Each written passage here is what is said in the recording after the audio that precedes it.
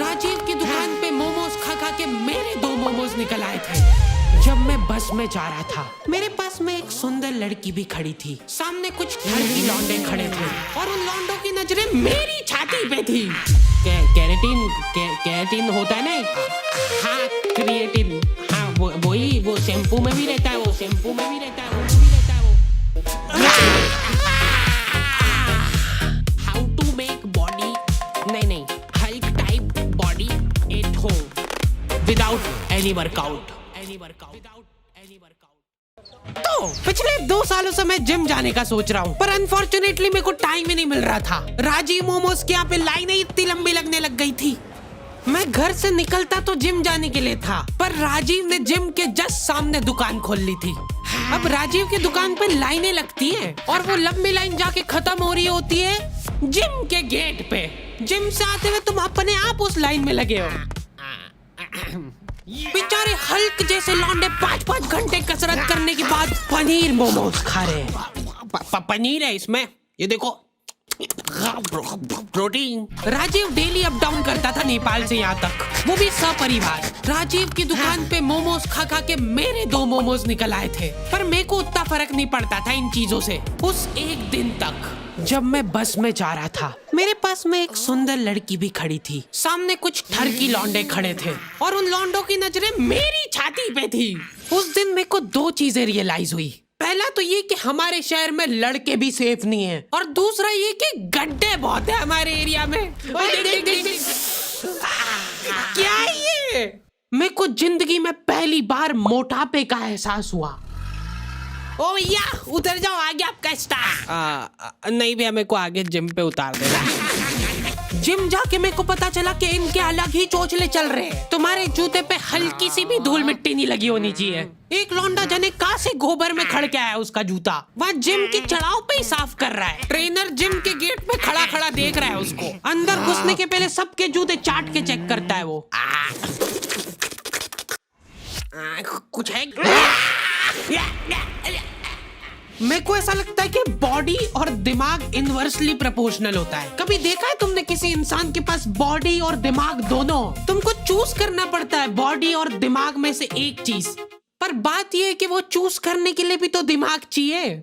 जो भी लौंडे हल्क जैसे घूम रहे होते ना जिम में, सबसे पहले तो यार अपनी साइज का टी शर्ट पहनो। 2 साइज छोटा टी शर्ट पहन के यहाँ पे होशियारी मत मारो।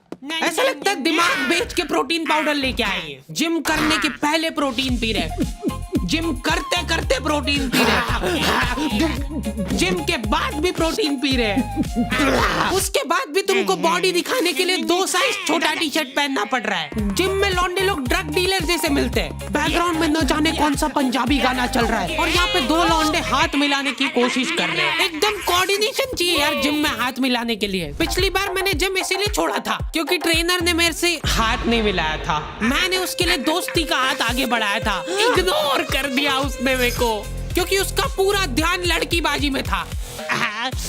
वैसे एक बात बताओ, करोगी क्या इतनी कसरत करके? घर जाके तो रोटी ऐसी गली हरकतें करोगे तो पिटोगे ही ना। अगर तुम सच्चे में किसी को डेट करना चाहते हो तो हैपन यूज करके देखो ना। क्या? हैपन एक रियल लाइफ डेटिंग ऐप है जहाँ पे तुम उन लोगों को डेट कर सकते हो जिनके साथ तुमने पाथ क्रॉस किया हो। हैपन पे मेरे को भी लड़की मिल सकती है। देखो यार, सच बताऊं, हाँ पैसे मिले इसलिए हाँ बोलना पड़ रहा है। अगर तुम कुछ कॉमन प्लेसेस पे विजिट कर रहे हो तो हैपन खुद से तुम्हारी प्रोफाइल एक दूसरे को सजेस्ट करेगा। और अगर तुम्हारी नीयत एकदम ही साफ है या शक्ल घटिया है तो तुम हैपन पे फ्रेंड्स भी बना सकते हो। तुम जैसे गेलियों के लिए हैपन ने अपना कारोबार चालू करा है, जहाँ पे हैपन खुद तुमको लोकेशन स्पॉट सजेस्ट करेगा अगर तुम किसी को डेट पे जाने के लिए मना लेते हो। इसलिए तुमको टेंशन लेने की कोई जरूरत नहीं है, हैपन वाले सब संभाल लेंगे। इधर मैं हाथ आगे बढ़ा के खड़ा हूँ, आसपास के सारे लोग कसरत करते हुए रुक गए। मेरे ऊपर प्रेशर बन गया कि भाई अब तो हाथ मिलाना ही पड़ेगा। भैया हाथ मिला लो मेरे से। पैसे अभी दे रहे हो के खाते में लिखो। हमारा ट्रेनर खुद जिम में ड्रग बेचता था। नहीं उठ रहा ना, नहीं उठ रहा ना, नहीं उठेगा, ऐसा नहीं उठेगा।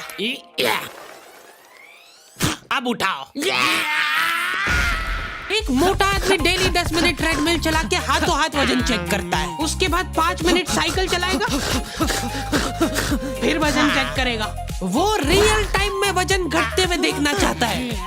अच्छा ठीक है, मैं ही था वो मोटा आदमी, और मेरे मोटापे का कारण था राजीव। क्योंकि देखा जाए तो मेरी तो कोई गलती नहीं है। अगर राजीव मोमोज बनाना ही बंद कर देगा तो मैं खाऊंगा ही नहीं, इसलिए मैंने राजीव की अफवाह उड़ाना चालू कर दी। तुम लोगों को पता है राजीव अपने मोमोज का आटा पैर से गूंथता है और तो और मोमोज का मसाला अपने बगल में डाल के मिक्स करता है सही में। पापा, ये था कौन? राजीव का बेटा। रातों रात अपने बोरिया बिस्तर बांध के वो नेपाल भाग गया। बाद में जब लोग शटर वटर तोड़ के अंदर घुसे, जल्दी आ कैमरा घुसा इधर, ध्यान से देखिए इस दुकान को, ये उस देशद्रोही। मैं तो सिर्फ ड्रग्स ले रहा था यार। अच्छा सॉरी आप कर लो आराम से। फिर गलत दुकान में घुस गए यार। ध्यान से देखिए, ये उस दरिंदे राजीव की दुकान। इससे साफ साबित होता है कि राजीव के बगल के बाल उसके सिर के बाल से भी लंबे थे। राजीव के जाने के बाद मैंने मोमोज छोड़ दिए थे, साथ ही में मेरे को जिम भी छोड़ना पड़ा क्योंकि फीस मांग ली थी यार उनने। ये क्या बात हुई यार, मेहनत हम लोग करे, पसीना हम बहाए और फिर फीस तुमको दे दे। दिहाड़ी ना कर लूं मैं इससे बढ़िया। उसके बाद से मेरे को जिम जाने की जरूरत ही महसूस नहीं हुई। मैंने यूट्यूब पे सब देख लिया था, हाउ टू मेक बॉडी नहीं Hulk type body at home without any workout in 2 minutes. हर रात सोने से पहले हम लोगों की जूम मीटिंग होती है जिसके अंदर हम 4 लौंडे वो वीडियो स्क्रीन शेयर करके देखते हैं। 1 2 ये गलीचपना मैंने मेरे दोस्तों से सीखा है। ये लोग एक्सेप्शंस थे, इनके पास बॉडी और दिमाग दोनों ही नहीं था। जूम मीटिंग वगैरह करके हम लोग सो जाते हैं, ठीक है। उसके बाद ये फोन लगा के पूछ रहा है, भाई मैं सप्लीमेंट वगैरह तो ले रहा हूँ पर यार मेरे को अजीब सा लग रहा है। क्या ले रहा है भाई तू? कैरेटीन होता है ना। हाँ क्रिएटिन, हाँ वही वो शैम्पू में भी रहता है वो, है ना, तो वो मैं पी रहा हूँ डेली। क्या? कहीं पे भी तुमको निहायती गलीच लोग दिख जाए ना, समझ जाना मेरे दोस्त है वो। रुक वो देख, वो राजीव के बेटे जैसा नहीं लग रहा है? राजीव कभी नेपाल गया ही नहीं था। अरे यार फिर गलत दुकान में घुस गए अपन। उसने हमारे जिम ट्रेनर के साथ हाथ मिला लिया था और ट्रेनर ने हाथ मिला भी लिया। मेरे से क्यों नहीं मिलाया था?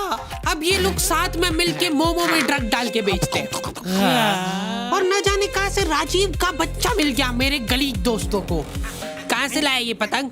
भैया वो मेरी, ला इधर दिखा, दे दो ना मेरी पतंग, दे दो। देख भाई, अब अपने पास 2 ऑप्शन है, या तो अपन इससे पतंग छीन ले या फिर इसकी पतंग तोड़ दे। नहीं। क्या कहता है? देख भाई, अगर तो अपन इसकी पतंग छीन के ले जाते हैं तो उसकी याद में 10-15 दिन तो रोएगा, पर उसके बाद धीरे धीरे भूल जाएगा। पर अगर अपन ने इसको तोड़ के दे दी वापस तो ये हर दिन दुखी होगा, हर दिन रोएगा टूटी हुई पतंग देख के। ठीक है, तो तोड़ देते हैं।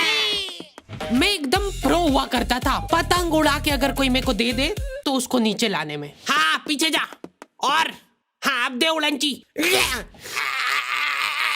मांझा पकड़ जल्दी। मैं जिसके साथ भी पतंग उड़ाने जाता था मेरे को मांझा पकड़ा देते थे वो। मैं मन ही मन सोचने लगा था कि कहीं ऐसा तो नहीं कि मैं बहुत ही अच्छा मांझा पकड़ता हूँ, मेरे से अच्छा कोई मांझा ही नहीं पकड़ सकता है। बहुत जल्दी दूर हो गई मेरी ये गलतफहमी, क्योंकि मैं वो भी ठीक से नहीं कर पाता था। जल्दी ढील दे। हाँ थोड़ी और, बस थोड़ी सी देते जा, बस बढ़िया। लेकिन मेरे को कभी खुद में कमी महसूस नहीं हुई। मेरे को लगता था पतंग में ही दिक्कत है। क्या लगता है कागज वाली अच्छी के पन्नी? कागज हल्का होता है कि पन्नी? घनघोर डिस्कशन के बाद सब्जी वाले से जो लड़ के पन्नी ली थी मम्मी ने, वो पन्नी पे गट्टी का धागा बांध के उसकी पतंग बना के उड़ाता था मैं अपने स्ट्रगल के दिनों में, क्योंकि मम्मी को नफरत हो गई थी पतंग से। उन्होंने न जाने कौन सी न्यूज में देख लिया था कि ये मांझे के धागे से लोग कट कट के मर रहे हवा में। महामारी हो गई पूरे शहर में। आतंकवादियों ने बम बनाना अब छोड़ दिया है। मांझे से कश्मीर काट के ले जाएंगे वो लोग।